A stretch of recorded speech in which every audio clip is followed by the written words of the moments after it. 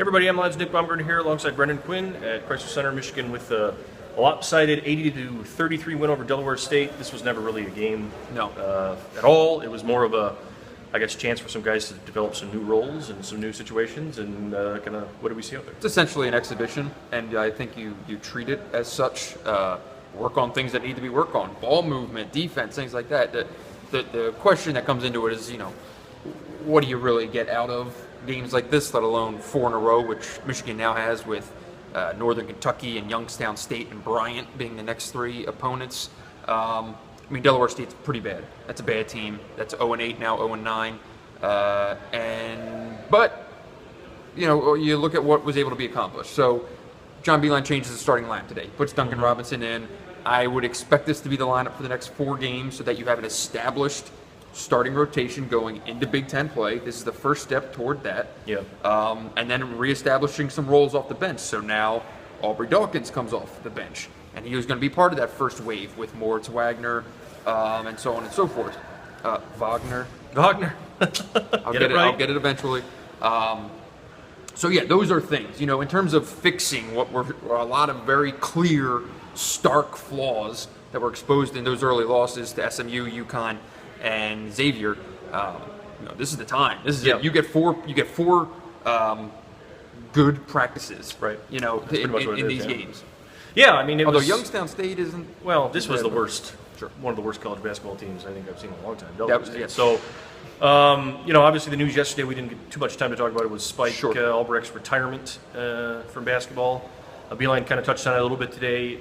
He said he mentioned to Karis LeVert the other day that they're a long way removed from Atlanta a couple years ago, where all those guys were freshmen playing in the championship game together. Things are different, and they've got to figure it out.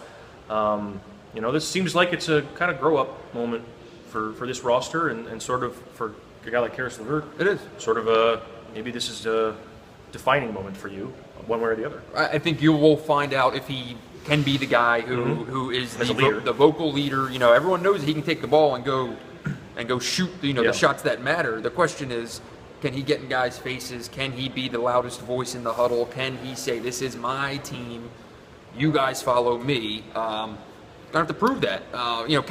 Spike's still around.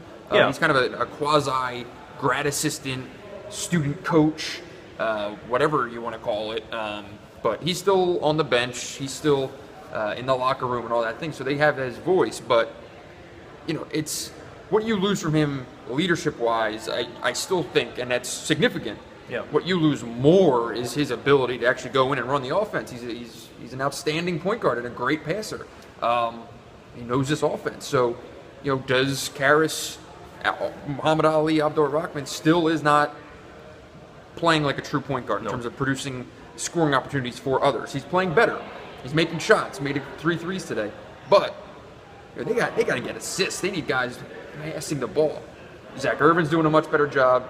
But these few games, I think you really need to see Karis blossom more into almost like a point forward type situation, Well, he's got to be the alpha too, and it's worth noting that the guys who were that in previous years had more talent around them.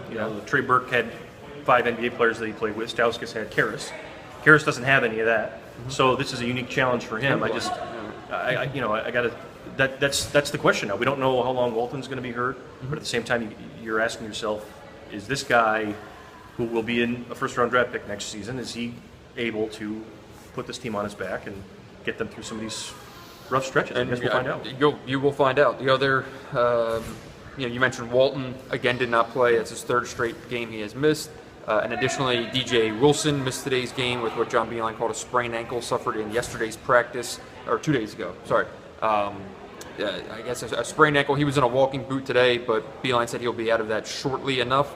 But yet another guy, another body down. They're down 3 players now. They came into the year 1 scholarship short, and now they're down 3 guys. Well, not a good spot, but. Well, that'll be it for tonight, I guess. We'll see what happens moving forward. I don't know if this was the right vibe for nearly a 50-point win. The team wasn't. It's just it was one of those games that they just had to. Absolutely. Andrew Dockich gets his feet wet for the first time this year. We'll figure it out. They've got 3 breathers. Yeah.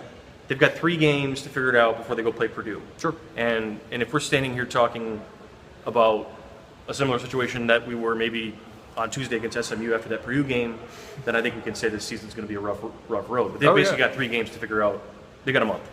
And stay Am I healthy. right? They got a month to get healthy and figure out their problems. Stay healthy. So we'll be here throughout the rest of that month to figure out we will. what happens. But in the meantime, for Brendan, I'm Nick. We'll talk to you guys later.